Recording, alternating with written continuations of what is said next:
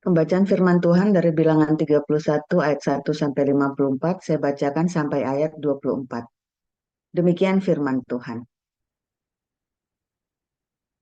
Tuhan berfirman kepada Musa, "Lakukanlah pembalasan orang Israel kepada orang Midian, kemudian engkau akan dikumpulkan kepada kaum leluhurmu." Lalu berkatalah Musa kepada bangsa itu, "Baiklah sejumlah orang dari antaramu mempersenjatai diri untuk berperang, supaya mereka melawan Midian untuk menjalankan pembalasan Tuhan terhadap Midian. Dari setiap suku di antara segala suku Israel, haruslah kamu menyuruh 1.000 orang untuk berperang." Demikianlah diserahkan dari kaum-kaum Israel 1.000 orang dari tiap-tiap suku. Jadi 12.000 orang bersenjata untuk berperang. Lalu Musa menyuruh mereka untuk berperang, 1.000 orang dari tiap-tiap suku, bersama-sama dengan Pinehas, anak Imam Eleazar, untuk berperang dengan membawa perkakas tempat kudus dan nafiri-nafiri, pemberi tanda semboyan. Kemudian berperanglah mereka melawan Midian, seperti yang diperintahkan Tuhan kepada Musa, lalu membunuh semua laki-laki mereka. Selain dari orang-orang yang mati terbunuh itu, mereka pun membunuh juga raja-raja Midian, yakni Ewi, Rekem, Zur, Hur, dan Reba, kelima raja Midian. Juga Bileam bin Beor dibunuh mereka dengan pedang. Kemudian Israel menawan perempuan-perempuan Midian dan anak-anak mereka, juga segala hewan, segala ternak, dan segenap kekayaan mereka dijarah. Dan segala kota kediaman, serta segala tempat perkemahan mereka dibakar. Kemudian diambillah seluruh jarahan dan seluruh rampasan berupa manusia dan hewan itu, dan dibawalah orang-orang tawanan, rampasan, dan jarahan itu kepada Musa dan Imam Eleazar dan kepada umat Israel ke tempat perkemahan di dataran Moab yang di tepi sungai Yordan dekat Yeriko. Lalu pergilah Musa dan Imam Eleazar dan semua pemimpin umat itu sampai keluar tempat perkemahan untuk menyongsong mereka. Maka gusarlah Musa kepada para pemimpin tentara itu, kepada para kepala pasukan 1.000 dan para kepala pasukan 100 yang pulang dari peperangan, dan Musa berkata kepada mereka, "Kamu biarkankah semua perempuan hidup? Bukankah perempuan-perempuan ini atas nasihat Bileam menjadi sebabnya orang Israel berubah setia terhadap Tuhan dalam hal Peor, sehingga itulah turun ke antara umat Tuhan. Maka sekarang bunuhlah semua laki-laki di antara anak-anak mereka dan juga semua perempuan yang pernah bersetubuh dengan laki-laki, haruslah kamu bunuh. Tetapi semua orang muda di antara perempuan yang belum pernah bersetubuh dengan laki-laki, haruslah kamu biarkan hidup bagimu. Tetapi kamu ini berkemahlah 7 hari lamanya di luar tempat perkemahan. Setiap orang yang telah membunuh orang dan setiap orang yang kena kepada orang yang mati terbunuh haruslah menghapus dosa dari dirinya pada hari yang ketiga, dan pada hari yang ketujuh kamu sendiri dan orang-orang tawananmu, juga setiap pakaian dan setiap barang kulit dan setiap barang-barang yang dibuat dari bulu kambing dan setiap barang kayu haruslah disucikan. Lalu berkatalah Imam Eleazar kepada para prajurit yang telah pergi bertumpur itu. Lalu inilah ketetapan hukum yang diperintahkan Tuhan kepada Musa.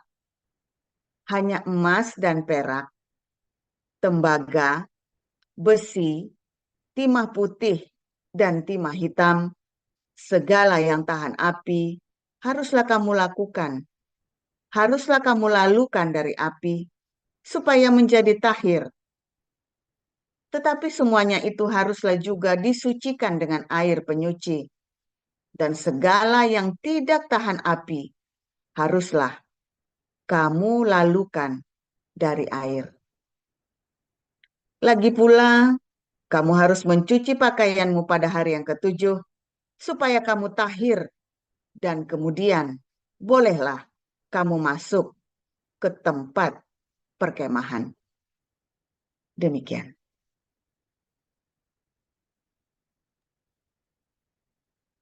Silahkan Bu Veronica. Tuhan berfirman kepada Musa, "Engkau Imam Eleazar dan kepala-kepala kaum keluarga umat, hitunglah jumlah rampasan yang telah diangkut, baik manusia maupun hewan. Lalu kamu harus membagi rampasan itu menjadi 2 bagian, untuk pasukan bersenjata yang telah keluar berperang dan untuk segenap umat. Dari para prajurit yang keluar bertempur itu, engkau harus mengkhususkan upeti bagi Tuhan, 1 dari setiap 500 manusia, lembu, keledai, maupun kambing domba. Engkau harus mengambilnya dari bagian yang setengah itu yang telah mereka peroleh, lalu menyerahkannya kepada Imam Eleazar sebagai persembahan khusus bagi Tuhan. Tetapi dari bagian yang setengah lagi, untuk orang Israel, engkau harus mengambil 1 dari setiap 50 manusia, lembu, keledai, kambing domba, maupun segala hewan lain, lalu menyerahkan semuanya kepada orang Lewi yang bertugas di kemah Tuhan. Kemudian Musa dan Imam Eleazar melakukan seperti yang diperintahkan Tuhan kepada Musa. Adapun rampasan selebihnya dari jarahan yang diambil tentara itu berjumlah 675.000 ekor kambing domba, 72.000 ekor lembu, dan 61.000 ekor keledai, serta perempuan-perempuan yang belum pernah bersetubuh dengan laki-laki, seluruhnya 32.000 orang.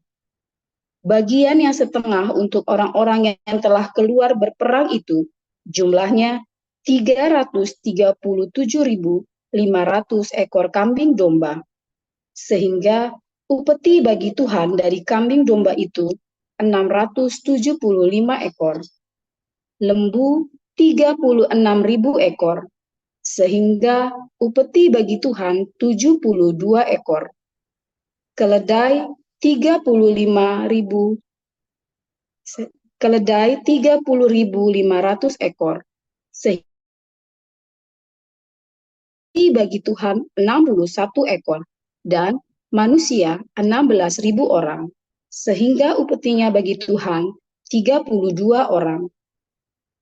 Lalu Musa menyerahkan upeti yang dikhususkan bagi Tuhan itu kepada Imam Eleazar, seperti yang diperintahkan Tuhan kepada Musa. Bagian yang setengah untuk orang Israel dipisahkan Musa dari bagian orang-orang yang telah berperang itu.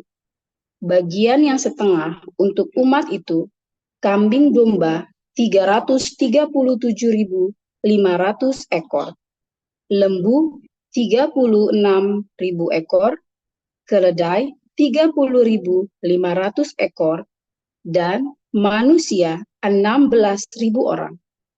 Lalu Musa mengambil dari bagian yang setengah untuk orang Israel itu, 1 dari setiap 50, baik manusia maupun hewan, kemudian menyerahkan semuanya kepada orang Lewi yang bertugas di kemah suci, seperti yang diperintahkan Tuhan kepada Musa. Lalu para kepala pasukan 1.000 dan pasukan 100, para pemimpin tentara itu mendekat kepada Musa dan berkata kepadanya, "Hamba-hambamu ini telah menghitung jumlah prajurit yang ada di bawah kuasa kami, dan tak seorang pun dari mereka yang terlewat. Sebab itu, kami membawa kepada Tuhan persembahan yang kami masing-masing peroleh berupa barang-barang emas, gelang kaki, gelang tangan, cincin materai, anting-anting, dan kalung untuk mengadakan pendamaian bagi diri kami di hadapan Tuhan." Musa dan Imam Eleazar menerima emas itu dari mereka, semuanya barang-barang kerajinan. Mereka lalu membawa kepada Tuhan segala emas persembahan khusus dari para kepala pasukan 1.000 dan pasukan 100, beratnya 16.750 shikal. Tetapi prajurit-prajurit itu masing-masing telah mengambil jarahan bagi dirinya sendiri. Setelah Musa dan Imam Eleazar menerima emas dari para kepala pasukan 1.000 dan pasukan 100, mereka membawanya ke dalam kemah pertemuan sebagai peringatan demi orang Israel di hadapan Tuhan. Silakan, Bu Sarma. Baik, saya akan membacakan kebenaran firman Tuhan yang terambil dari kitab Markus pasal 6 ayat 1 sampai 29. Beginilah pembacaan kebenaran firman Tuhan. Kemudian Yesus berangkat dari situ dan tiba di tempat asalnya, sedang murid-muridnya mengikuti dia. Pada hari Sabat ia mulai mengajar di rumah ibadat dan jemaat yang besar takjub ketika mendengar dia dan mereka berkata, "Dari mana diperolehnya semuanya itu? Hikmat apa pulakah yang diberikan kepadanya? Dan mujizat-mujizat yang demikian, bagaimanakah dapat diadakan oleh tangannya? Bukankah ia ini tukang kayu, anak Maria, saudara Yakobus, Yoses, Yudas, dan Simon? Dan bukankah saudara-saudaranya yang perempuan ada bersama kita?" Lalu mereka kecewa dan menolak dia. Maka Yesus berkata kepada mereka, "Seorang nabi dihormati di mana-mana kecuali di tempat asalnya sendiri, di antara kaum keluarganya dan di rumahnya. Ia tidak dapat mengadakan satu mujizat pun di sana, kecuali menyembuhkan beberapa orang sakit dengan meletakkan tangannya atas mereka." Ia merasa heran atas ketidakpercayaan mereka. Lalu Yesus berjalan keliling dari desa ke desa sambil mengajar. Ia memanggil ke-12 murid itu dan mengutus mereka berdua-dua. Ia memberi mereka kuasa atas roh-roh jahat dan berpesan kepada mereka supaya jangan membawa apa-apa dalam perjalanan mereka, kecuali tongkat, roti pun jangan, bekal pun jangan, uang dalam ikat pinggang pun jangan. Boleh memakai alas kaki, tetapi jangan memakai 2 baju. Katanya selanjutnya kepada mereka, "Kalau di suatu tempat kamu sudah diterima dalam suatu rumah, tinggallah di situ sampai kamu berangkat dari tempat itu. Dan kalau ada suatu tempat yang tidak mau menerima kamu, dan kalau mereka tidak mau mendengarkan kamu, keluarlah dari situ dan kebaskanlah debu yang di kakimu sebagai peringatan bagi mereka." Lalu pergilah mereka memberitakan bahwa orang harus bertobat, dan mereka mengusir banyak setan dan mengoles banyak orang sakit dengan minyak dan menyembuhkan mereka. Raja Herodes juga mendengar tentang Yesus, sebab namanya sudah terkenal dan orang mengatakan, "Yohanes Pembaptis sudah bangkit dari antara orang mati, dan itulah sebabnya kuasa-kuasa itu bekerja di dalam dia." Yang lain mengatakan, "Dia itu Elia." Yang lain lagi mengatakan, "Dia itu seorang nabi sama seperti nabi-nabi yang dahulu." Waktu Herodes mendengar hal itu, ia berkata, "Bukan, dia itu Yohanes yang sudah kupenggal kepalanya dan yang bangkit lagi." Sebab memang Herodeslah yang menyuruh orang menangkap Yohanes dan membelenggunya di penjara berhubung dengan peristiwa Herodias, istri Filipus, saudaranya, karena Herodes telah mengambilnya sebagai istri. Karena Yohanes pernah menegur Herodes, tidak halal engkau mengambil istri saudaramu. Karena itu Herodias menaruh dendam pada Yohanes dan bermaksud untuk membunuh dia, tetapi tidak dapat, sebab Herodes segan akan Yohanes karena ia tahu bahwa Yohanes adalah orang yang benar dan suci, jadi ia melindunginya. Tetapi apabila ia mendengarkan Yohanes, hatinya selalu terombang-ambing, namun ia merasa senang juga mendengarkan dia. Akhirnya tiba juga kesempatan baik bagi Herodias. Ketika Herodes pada hari ulang tahunnya mengadakan perjamuan untuk pembesar-pembesarnya, perwira-perwiranya dan orang-orang terkemuka di Galilea. Pada waktu itu, anak perempuan Herodias tampil lalu menari, dan ia menyukakan hati Herodes dan tamu-tamunya. Raja berkata kepada gadis itu, minta daripadaku apa saja yang kau ingini, maka akan kuberikan kepadamu. Lalu bersumpah kepadanya, apa saja yang kau minta akan kuberikan kepadamu, sekalipun setengah dari kerajaanku. Anak itu pergi dan menanyakan ibunya, apa yang harus kuminta? Jawabnya, kepala Yohanes Pembaptis. Maka cepat-cepat ia pergi kepada raja dan meminta, aku mau supaya sekarang juga engkau berikan kepadaku kepala Yohanes Pembaptis di sebuah talam. Lalu sangat sedihlah hati raja, tetapi karena sumpahnya dan karena tamu-tamunya ia tidak mau menolaknya. Raja segera menyuruh seorang pengawal dengan perintah supaya mengambil kepala Yohanes. Orang itu pergi dan memenggal kepala Yohanes di penjara. Ia membawa kepala itu di sebuah talam dan memberikannya kepada gadis itu, dan gadis itu memberikannya pula kepada ibunya. Ketika murid-murid Yohanes mendengar hal itu, mereka datang dan mengambil mayatnya, lalu membaringkannya dalam kuburan. Demikian. Kemudian rasul-rasul itu kembali berkumpul dengan Yesus dan memberitahukan kepadanya semua yang mereka kerjakan dan ajarkan.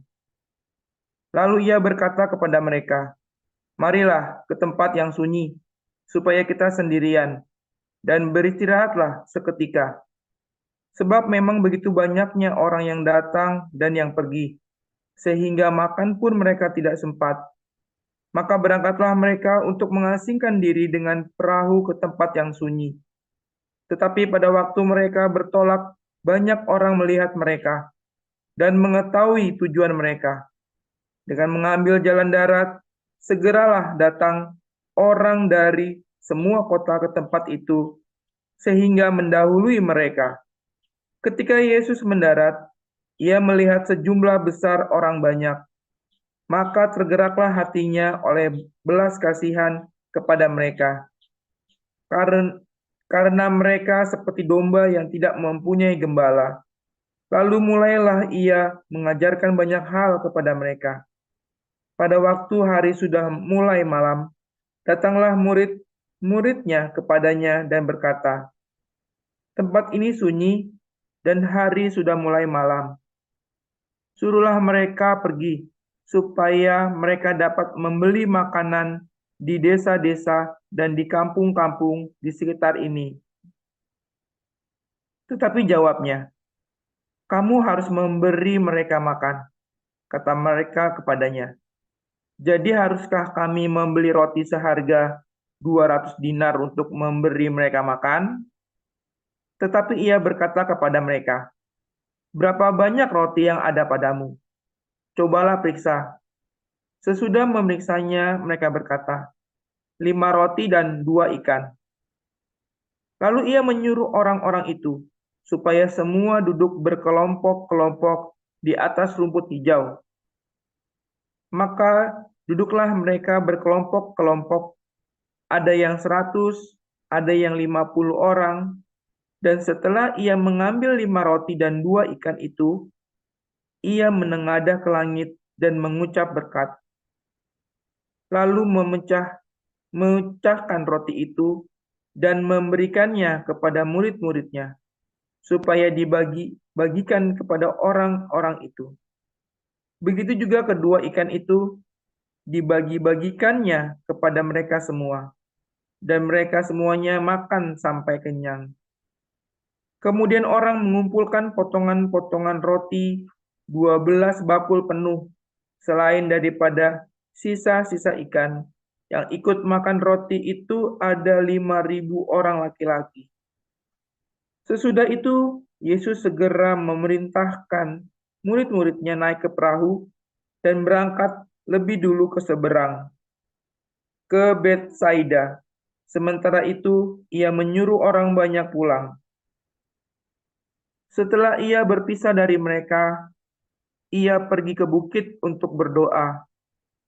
Ketika hari sudah malam, perahu itu sudah di tengah danau, sedang Yesus tinggal sendirian di darat. Ketika ia melihat betapa payahnya mereka mendayung karena angin sakal, maka kira-kira jam 3 malam, ia datang kepada mereka berjalan di atas air, dan ia hendak melewati mereka. Ketika mereka melihat dia berjalan di atas air, mereka mengira bahwa ia adalah hantu. Lalu mereka berteriak-teriak. Sebab mereka semua melihat dia, dan mereka pun sangat terkejut. Tetapi segera ia berkata kepada mereka, "Tenanglah, aku ini, jangan takut." Lalu ia naik ke perahu mendapatkan mereka, dan angin pun redalah. Mereka sangat tercengang dan bingung, sebab sesudah peristiwa roti itu, mereka belum juga mengerti, dan hati mereka tetap degil. Setibanya di seberang, Yesus dan murid-muridnya mendarat di Genesaret dan berlabuh di situ.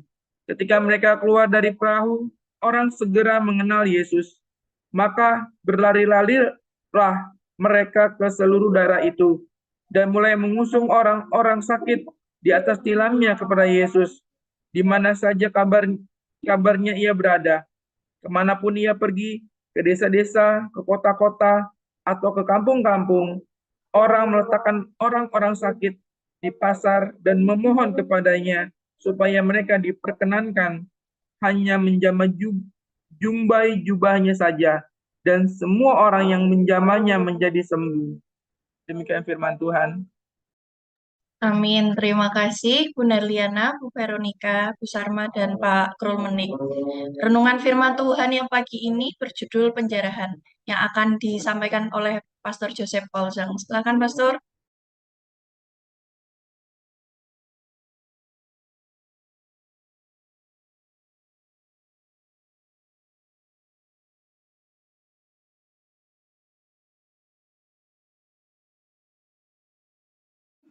Kok Joseph Paulsang jadi kemayu ngono? Benar. Kau apakan Joseph Paulsang, Mak? Ya, kau apakan dia? Nah, ini ganteng-ganteng. Oke, luar biasa. Firman Tuhan selalu baru setiap hari ketika kita menanti-nantikan Tuhan dengan penuh cinta, penuh pengharapan, iman yang teguh, saudara ya.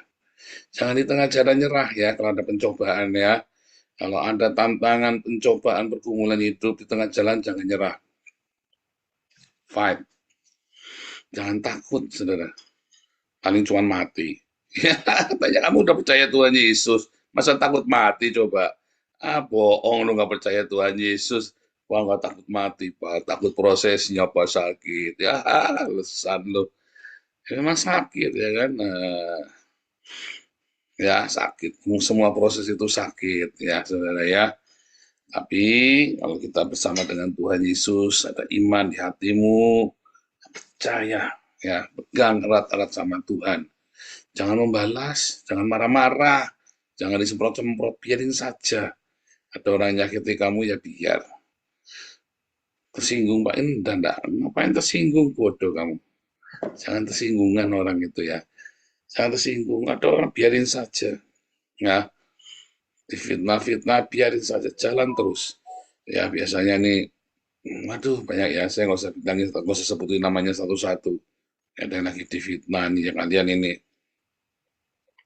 sudah sendirian, hidupnya difitnah, menanggung ya, salahnya bukan salahmu, ya, tapi disalah-salahin itu sudah biasa ya. Saudara, Anda tidak sendiri, Anda duduk bersama Tuhan. Tuhan, terima kasih Tuhan, Kau baik, selalu baik, setiap hari. Saudara, dalam segala hal, saudara belajar ngomong Tuhan Yesus sungguh-sungguh baik. Ya, pertama retorika ya, Anda ngomong gitu cuma retorika ya, bohong. Tapi Anda terus yang ngomong, sungguh Tuhan Yesus engkau sangat baik. Ya, bilang Tuhan Yesus engkau baik. Akhirnya, saudara, benar-benar engkau biasa bahwa Tuhan Yesus itu baik. Dia yang menyediakan makananmu di meja makan kita. Dia yang menyediakan uangmu di kantong kita. Dia yang menyediakan segala kebutuhan hidupmu. Dia yang sembuhkan sakitmu saat kita lagi sakit. Dia yang bikin kita kemenangan. Tapi syaratnya kita mendekat erat, percaya sama Tuhan. Masalahnya banyak orang aku percaya tapi tidak percaya. Dia mau selesaikan dengan caranya sendiri karena dia nggak percaya, dia nggak punya iman. Dia nggak punya iman. Sehingga ketika Tuhan, jelas sekali ya, Anda kan perintahnya Tuhan kepada Anda itu tidak perangi orang Midian itu. Tidak ada, saudara. Itu perangi itu orang tuh. Apa itu orang-orang Islam itu perangin. Tidak ada, saudara. Perintahnya kepadamu adalah justru apa? Kamu mengasihi. Kamu yang sabar. Kamu tunggu. Kan perintahnya kan cuma itu, saudara. Kamu mengasihi, sabar, kamu ampuni. Ya kan? Kamu sederhanakan hidupmu bersahaja. Aduh, perintahnya ya. Sudah diringkas di lagu ya. Mengasihi, mengampuni, memberkati, bersahaja dalam hidup setiap hari. Itu perintahnya itu simpel sekali. Tapi kan kita yang bikin nggak jadi nggak simpel apa, saudara? Kan harga diri. Yang jadi nggak simpel apa? Yang bikin nggak simpel untuk menjalankan perintah dari Tuhan itu. Yang bikin nggak simpel. Coba Anda coba berpikir ya. Saya mau pikir ya, apa sih kenapa saya nggak bisa ngampuni ya? Dari situ ya, kenapa ya saya marah ya? Kenapa saya tersinggung ya cuma begitu saja? Wah, saya senggol bacok dulu juga, saudara ya, sama senggol bacok juga saya. Cuman terus akhirnya belakangan saya belajar ya selama 10 tahun terakhir ini. Apa sih yang membuat saya tersinggungan?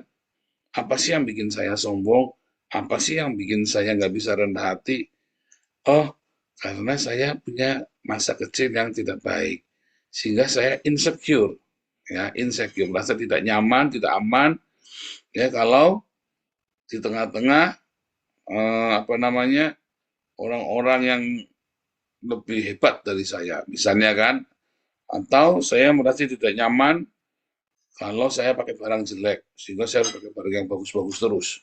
Misalnya ya, ini kan misalnya. Apa sih, karena Anda hanya perlu jujur. Sebab kalau Anda tidak jujur, Anda tidak bisa sembuh. Nah, saya selalu bilang sama keluarga saya ya, sama istri anak saya, kalau ada kesalahan, akui. Terima kita salah, akui. Nanti kita berubahnya cepat. Karena dengan adanya pengakuan, maka ada pertobatan dan ada perubahan. Kalau kita tidak mengakui, maka kita di dalam bawah sadarmu Anda tidak akan pernah mengakui, Anda tidak akan pernah berubah. Anda harus mengakui, iya aku salah. Ya, makanya pengakuan untuk salah, untuk setiap keputusan yang Anda bikin itu penting. Nah, sama ya ketika Tuhan suruh Anda untuk melakukan firman-Nya, katanya perintahnya itu mudah. Ya, kita belum sampai mengucurkan darah untuk melakukan perintahnya Tuhan itu, saudara. Harga diri kita yang berdarah-darah. Ini apa-apa. Ya kan? Nah, saudara, dari mana datangnya kelimpahan itu? Dari mana datangnya kelimpahan? Ya. Saudara, ketika Anda ya disakiti sama orang, ya Anda lihat ya, ini perkara rohaniah ya, ini perkara rohaniah, ini rumus yang terjadi. Ya. Kata siapa Pak? Kata saya. Ya, kata saya. Ketika Anda disakiti sama seseorang, orang ini yang si A ini nyakitin Anda lepaskan pengampunan dan berkat buat dia, saudara. Ya, maka sebetulnya ya semua berkat-berkat itu datang pada Anda. Setiap kali Anda disakiti oleh orang lain, Anda lepaskan kasih dan pengampunan, ya, maka sebenarnya Anda sedang menjarah di alam roh itu, saudara. Semua berkat-berkat rohani itu yang nanti akan keluar di jasmania. Tapi kalau Anda tidak menang dalam hal ya yang begituan, Anda diproses dan Anda nggak tahan, maka sebenarnya Anda yang sedang dijarah. Ya, kalau di dalam ini ya, mengapa ada orang punya uang, sehat badannya, ganteng, tapi hidupnya susah, depresi, dan seterusnya, saudara. Karena dia tidak rendah hati, karena dia tidak mau melakukan apa yang Tuhan ajarkan untuk mengasihi, untuk dia belajar memberi.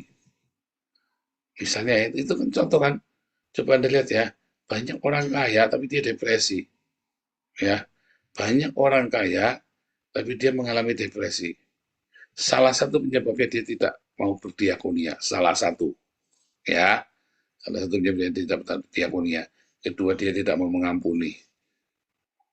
Karena hatinya itu berat, ya, maka dia yang dijarah, saudara. Yang dijarah itu bukan uangnya, hidupnya dijarah. Ya. Tapi kalau orang ini mau mengasihi, mengampuni, memberkati, maka dia akan menjarah damai sejahtera di dalam alam roh, di dalam hidupnya dia. Dari pengampunan dulu, melepaskan. Ya, aku mengampunimu, aku melepaskan. Punya duit, sehat, ganteng, cantik. Tapi habis itu dia depresi, hancur. Ya. Kedua, mengapa ya banyak orang-orang miskin makin miskin? Karena responnya dia salah. Dia pikir dia mau jaga dengan harga dirinya. Sombong. Nggak bisa kesenggol. Kamu jangan mentang-mentang saya miskin, kamu menghina. Ya, bahasa itu kan. Kan begitu kan? Bahasa itu kan sering kita dengar dari orang miskin. Nah, dengan semua perkataan yang dia sombong itu, maka dia sedang menggali kesialannya dia sendiri. Ya kan? Karena itulah yang disukai oleh iblis. Kesombongan itu. Mengapa orang kaya itu rendah hati dan orang miskin itu biasanya sombong? Coba ya. Ini serius, saudara ya. Ini serius. Saya nggak cerita retorika, ini cerita kenyataan. Kalau Anda ketemu sama orang yang sama-sama, ini orang punya duit, terus kita ngobrol-ngobrol, orang ini normal, saudara. Ya, ketika disuruh nyapu-nyapu, ya nyapu yuk, ya, nggak apa-apa ya, kita bersih-bersih sama-sama. Tapi kalau ketika Anda bertemu dengan orang miskin, ya ketika disuruh kerjaan-kerjaan yang remeh, dia tersinggung, saudara. Ya, dia tersinggung. Walaupun dia lakukan, tapi hatinya sebenarnya marah. Ya, selalu ributnya nanti harga diri. Kalau ada anak kira dikit, ributnya pasti suami istri juga sama ya. Ributnya harga diri, ya kan? Teman komunitas selalu ributnya harga diri. Tapi kalau kita orang-orang nggak lapar, kalau dia punya uang gitu ya, pokoknya nggak lapar, maka dia nggak akan urusan harga diri, biasa, nggak apa-apa. Mau makan saya makan, yang penting saya nggak minta sama kamu. Tahu ya bedanya ya. Nah, itu memang dilakukan oleh iblis. Tetapi saya tidak berkata bahwa orang kaya tidak sombong, banyak. Ya, apalagi yang kayanya kaya hasil, bukan kaya dia kerja keras. Karena orang yang kaya dari kerja keras, biasanya dia ditekan orang juga. Dan dia sudah cukup lama direndahkan. Ya kan, diinjak, dia apa, biasa. Sudah, pasti orang yang kaya kerja keras, karena kerja keras ya, sudah biasa diinjak, sudah biasa ditendang, sudah biasa dibisui, sudah biasa sakit hati, sudah biasa dikhianati. Tapi orang yang kayaknya dari warisan atau yang turunan gitu ya, dari orang tuanya tanpa dia ngerjakan, ya dia nggak tahu rasanya sakit itu, biasanya juga sombong juga. Apalagi OKP-OKP yang suaminya baik, istrinya yang sombong. Nah itu ya, karena kita tahu proses. Saya lagi cerita prosesnya. Walaupun banyak orang baik juga yang sombong, ya kan? Banyak, selalu ada. Tapi saya lagi cerita pada ini rumusnya. Jadi makanya kalau Anda melihat ada orang tersinggungan, terus Anda melihat kehidupannya tidak lebih baik, yang perekonomian, Anda jangan marah. Ya kitanya harusnya kasihan. Itu ya saudara ya. Jangan marah. Tapi yang Anda yang tidak punya uang, jangan tersinggungan saudara. Karena makin miskin kamu nanti. Ya, makin miskin. Aneh ya. Tapi itu rumus masalahnya loh. Ya, dan itu rumus ciptaan saya bukan, saudara. Percaya saya ngamati sudah lama hal beginian. Termasuk keluarga saya sendiri, orang tua saya sendiri. Ya, makin sombong, makin kere, saudara. Tetapi ketika saya begitu saya enggak selesai, saya nggak mau kumpul sama keluarga saya ngeplit sendiri, hidup sendiri. Orang menghina saya, orang maki-maki saya, orang apa? Ya, ya pertama ya saya ikut watak keluarga saya sombong, ya kan? Nah, lama-lama saya ikutin, lama-lama apa saudara? Loh, kok makin saya rendah hati berkatnya makin banyak ya? Makin saya responnya makin benar, ada masalah, ya dicaci maki, ya, ya tadinya ya tak garap, tak ubek-ubek saudara. Tapi nggak benar. Tadi nggak benar saudara, serius. Saya ini temper ya, saya ini temper sekali ya saudara ya. Kamu ngomongin saya nggak perlu saya tak samperin serius saudara. Saya dipepet orang aja bisa balik tak kejar, udah jauh pun bisa tak kejar-kejar, tak ukur-ukur saudara. Tapi salah, nggak benar itu saudara. Setelah saya mengerti ya, dan saya ngerti baru 10 tahun ini masalahnya ya. Terus saya mulai Tuhan, doa saya cuma satu, gimana Tuhan supaya jangan keki. Masalahnya saya nggak apa-apa, oke kamu hina saya nggak apa-apa. Tapi di depan orang banyak, itu supaya saya bisa jawabnya enak. Ya kan? Diomongin muka pantat, misalnya cara jawabnya gimana coba saudara. Kalau lagi di YouTube gini mah nggak apa-apa saudara. Ya kan kita nggak depan-depanan. Sekarang kan lagi depan-depan orang 6 itu semua ada muka pantat kamu. Terus depan-depan saya jawabnya gimana saudara? Jawabnya kan pakai bangku sempalong loh saudara, paling gampang kan. Supaya kita jangan bingung. Tapi kalau itu salah ternyata, ya saya diajarin saudara ya, bagaimana cara supaya kalau kita lagi direndahkan, ngerendah sekalian, ya. Kalau kita lagi rendah muka pantat, ya bagaimana memang dari sononya begini, udah bagus itu saudara ya. Urai kayak kebo, ya gimana daripada kayak monyet lah, biarlah udah bagus lah. Kemarin ada yang bilangin saya kayak hantu malah, gitu saudara. Ya kan, Anda belajar ngomong begitu coba deh. Supaya hidup ini jadi bercanda, hidup itu jadi buat kamu digasak. Wah dulu saya ya, aduh sampai orang saya digasak sampai orang tak lempar pakai barbel itu sudah pakai besi itu ya, barbel yang angkat besi itu loh saudara. Nah, salah saudara, jauh rezeki kamu kalau begitu caranya. Kalau ada orang gasakin kamu, kalau ada orang rendahin keremehin kamu rendah sekalian saudara.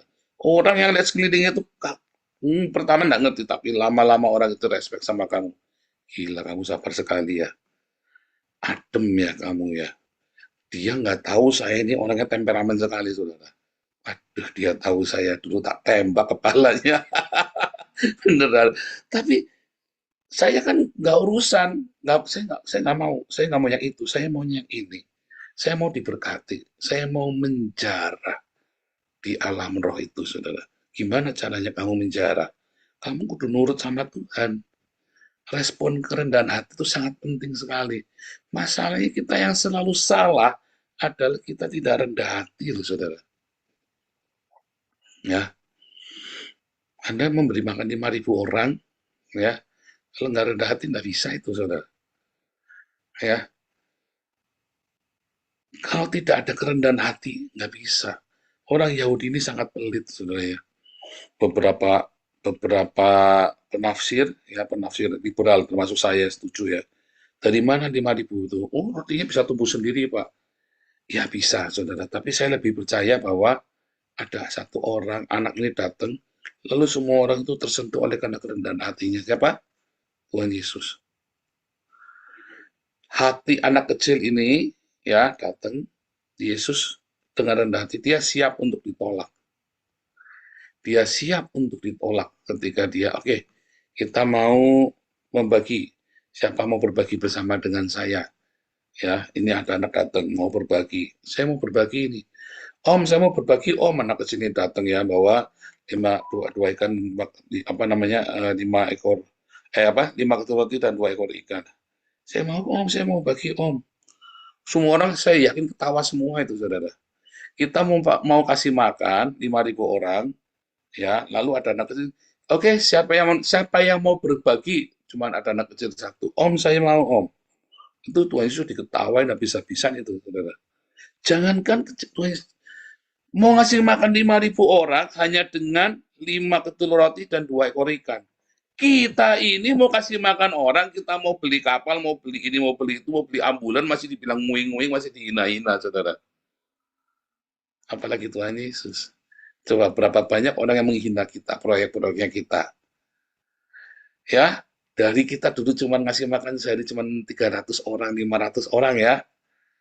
Sekarang kita punya ambulan, kita punya program beasiswa nih, ada Ibu Yoel ini, koordinatornya. Ya kan? Kita punya program macam-macam, saudara ya. Bisa berkembang ya kemana-mana. Dihina tiap hari kita ya. Waduh, dihina tiap hari ya, dijadikan ketawaan sama orang Kristen dan orang Islam. Ya kan? Kita mau mengibarkan bendera Israel. Coba dulu itu ya. Pada menghina-hina kan. Nah, itu saudara ya. Kita mau bikin semua dihina-hina. Apalagi Tuhan Yesus, saudara. Yuk kita kasih makan 5.000 orang. Yang datang anak kecil, dikit-dikit. Om, saya bawa 5 roti sama 2 ekor ikan. Semua orang ketawa semua, saudara. Semua orang ketawa semua. Jangan mau ketawa, itu proyek mustahil, saudara. Kamu belum kenal orang Yahudi, saudara. Saya ketemu orang Yahudi. Kamu belum kenal orang Yahudi. Pelitnya minta ampun. Tapi Yesus tahu, ya. Yesus tahu. Oke, terima ya. Oke. Nah, akhirnya semua orang itu terketuk hatinya dari proyek yang mustahil. Kalau kamu belajar rendah hati, kamu belajar ya, mau dihina, mau diapa. Biasanya kan orang nggak mau maju kan nggak bisa, gara-gara takut malu, takut gagal, takut dihina kan, harga dirimu kan. Tapi kalau kamu bisa mengatasi ya harga dirimu, kalau gagal gimana, malu pada diketawain. Saya nih, kamu ke Eropa nih ya, cuma ya bisa-bisa sama tante saya ya. Sombong, wah, ngomong ya, saya mau ke Eropa dulu ya. Jadi anak saya ditanyain, Waisi mau sekolah di mana? Mau sekolah di Jerman, ya, mau sekolah di Jerman. Hah? Dia bilang, papamu mana? Telepon saya dimaki-maki sama tante saya ya. Dia nggak ngerti yang saya pikirkan. Saya jalan, saya mantap, saudara. Ya, hari ini saya 2 sekolah di Eropa, YC sudah mau master, sudah ambil master, sudah di Eropa. Anak saya di Eropa semua sekolahnya. Kita jalan nggak kurang makan, nggak minta-minta. Nggak pernah saya whatsappan sama Bu Neliana, tolong kirimin uang, tolong buat beli sembako ini saya ini buat beli pasta gigi. Nggak pernah, saudara, amit-amit, saudara, minta. Nggak pernah. Ya. Tetapi ketika kita meresponi apa yang Tuhan, kamu nggak bisa maju kalau kamu ada kesombongan, saudara. Takut, harga diri, gagal. Makanya juga, ini tips kedua. Makanya saya keluar dari lingkungan saya. Ya. Biasanya karena kamu dalam lingkungan kamu, maka kamu dikatain, dicecat, dicaci maki, sehingga kamu takut. Nah, kalau saya mau udah biasa keluar ya, udah biasa tampil beda. Kalau gagal gimana? Gagalnya nyoba lagi. Ya kan? Karena kan mereka kalau gagal bagaimana? Malu dong. Enggak, kenapa malu? Karena kamu sombong. Ya, gitu ya, saudara ya. Coba taat sama Tuhan, belajar mengampuni, mengasihi, memberkati, rendah hati, hidup sederhana. Ya, kalau kamu belajar hidup sederhana, membiasakan hidup sederhana, ya walaupun kamu punya lebih, tapi hidup sederhana dan kamu bukan pelit ya, hidup sederhana, maka kamu akan terbiasa dengan kerendahan hati, saudara. Nah, makanya ya berkat itu selalu datang. ya. Dan kalau kamu melakukan apa yang menjadi perintah Tuhan, kamu akan menjarah jasmani dan roh. Pertama rohani dulu, kamu ada kemenangan-kemenangan. Lalu yang rohani itu membuat aura di dalam hidupmu. Apa cakra lah, aura lah, ambience lah, apalah, membuat suatu. Dan akhirnya kamu tiba-tiba mantap hidupnya. Kayak saya mantap. Ya, terus kita kalau ada sesuatu, kita cuma tinggal avara kedavar, terjadilah sesuai remamu. Karena udah mantap hidup kita diisi dengan apa, saudara? Kita sudah menjarah, hidup kita menjarah di alam roh. Ya, Tuhan Yesus memberkati.